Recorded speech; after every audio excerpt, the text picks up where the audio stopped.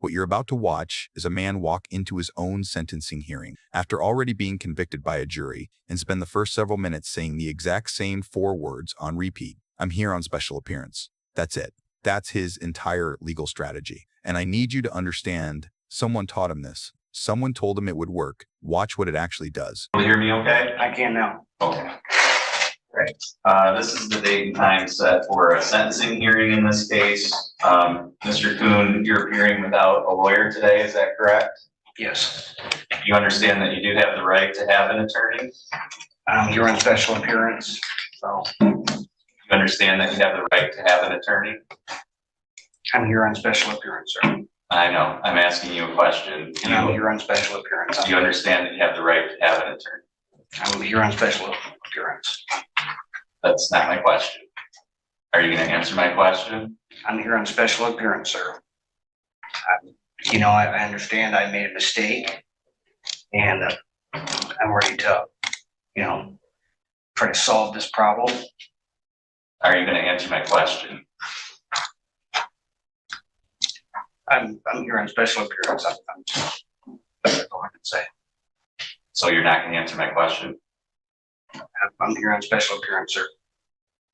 Okay. I'm going to have you sit back over there for a minute. We're going to take up your case again. In a little bit, I need to decide how we're going to proceed if you're going to refuse to answer any questions here today. Okay?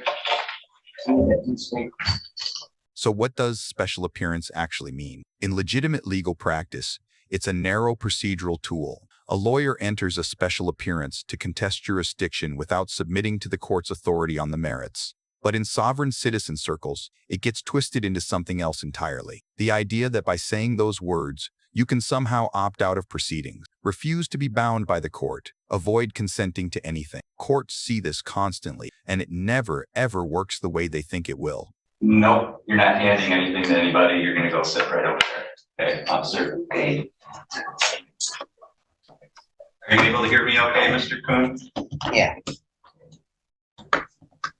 Okay, so I just want to explain a couple things to you. I have an obligation to ask you certain questions to make sure that you understand what's happening with your case. And that's why I'm asking you whether you understand that you have the right to have an attorney and that you would have the right to have one appointed if you couldn't afford one. I'm just trying to make sure that you understand your rights, and it's my job to explain those rights to you. I'm not asking you to give up any rights. You're not putting yourself in any kind of legal danger by answering these questions. I'm just trying to find out if you understand what your rights are and how we're going to go forward, so that I know that you're knowingly and voluntarily choosing not to have an attorney to represent you. And if you don't answer these questions that I'm asking you, it impedes my ability to proceed with the hearing in the way that I'm required to under the law. Here's what I want you to notice about this judge. He doesn't roll his eyes. He doesn't get sarcastic. He pulls back, slows down, and explains, genuinely, carefully, why he's asking these questions. He's not trying to trap this man. He's trying to protect him from himself. And the man he's trying to protect responds with, "I don't know how to answer that." That moment broke my heart a little, because that's not defiance anymore. That's someone realizing, maybe for the first time, that what he was taught doesn't have answers for this.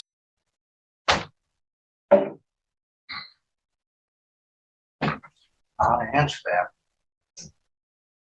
All I know is I was told, when I've read and stuff, that I'm here in special appearance. What do you think that means? I'm not contracting. If there's no corpus electi, how could there be a crime? Okay. Do you know what that even means? There's no injured party. What you're saying? If there's no injured party, where is the crime? Okay, well, first of all, a jury found you guilty, right? And that, I'm stepping They into found you guilty of assaulting, resisting, or obstructing 2 police officers. Right, that's what happened. I'm here on special appearance. If there's no injured party, where is the crime? That's corpus delicti theory, another sovereign citizen stable. The idea that without a specific victim, no crime exists.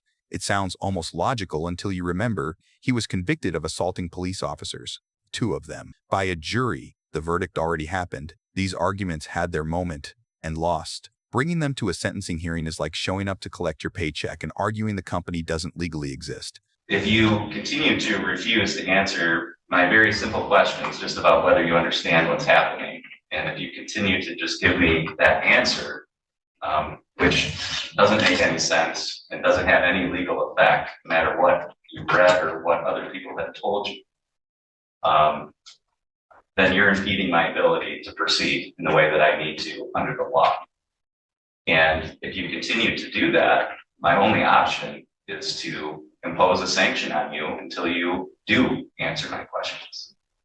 And what that means is that I'm going to find you in direct contempt for impeding the function of the court by refusing to answer very simple questions. And I'm going to put you in jail for 30 days. And if at any point during that jail stay, you decide that you will answer these very simple questions, then we'll come back into court immediately and we'll take care of the sentencing. But those are going to be your options, because I'm not gonna have you just.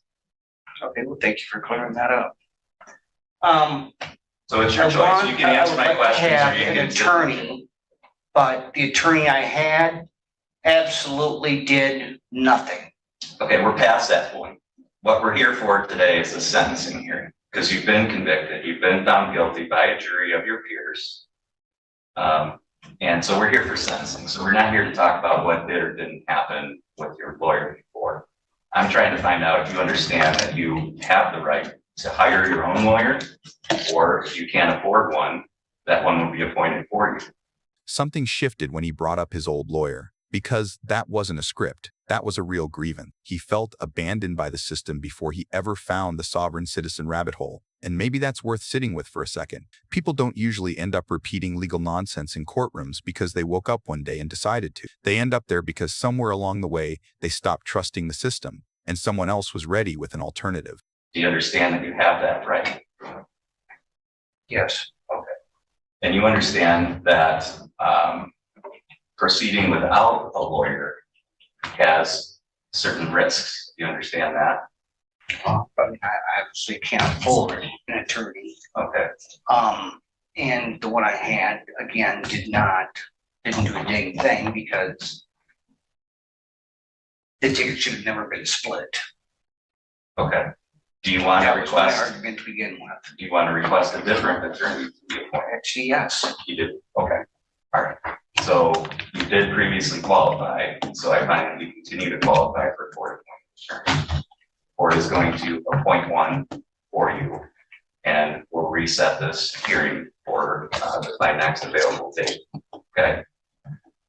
Am I going back to jail, or can I go home? No, you're going back to jail until we have the hearing. I've already had 3 weeks in jail, sir. And you made that choice by refusing to comply with the pre-sentence process. That was your choice. You're just facing the consequences for your own choices. And if you have people advising you to take this ridiculous stand and make these statements that don't mean anything to the court, they're giving you really bad advice. And they're not the ones paying for that advice, you are. And I think you need to start listening to a lawyer who actually knows something about the law, and not what you read on the internet or what people tell you because they don't know. And you're taking their advice and you're paying the consequence for their bad advice. They're out doing what they want to do. You're the one who's in here in jail. So I would suggest that you start listening to a real lawyer and not what you read on the internet or what people are telling you who really don't know what they're talking about. So that's the way we're going to proceed. We'll appoint an attorney to represent you at the next hearing, and your bond is going to continue to be revoked until that time. What's that? And when will that be? As soon as I can get it on the schedule, probably about 2 weeks. So, any? No, I'll let Mr. Thompson know that he was a side counsel, so we can get somebody in there quickly. All right, that's all for this hearing today.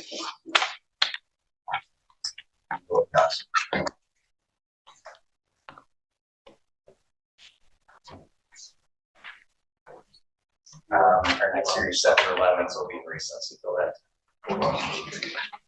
They're out doing what they want to do. You're the one sitting in jail. That's not a judge being cruel. That's a judge being honest in a way that almost nobody in that man's life has been. 3 weeks already served. More time ahead. A sentencing still waiting. All of it. Every single day is the direct cost of advice given by people who will never spend a single hour of their own lives behind bars for it. Whatever happens next, I hope you heard that part.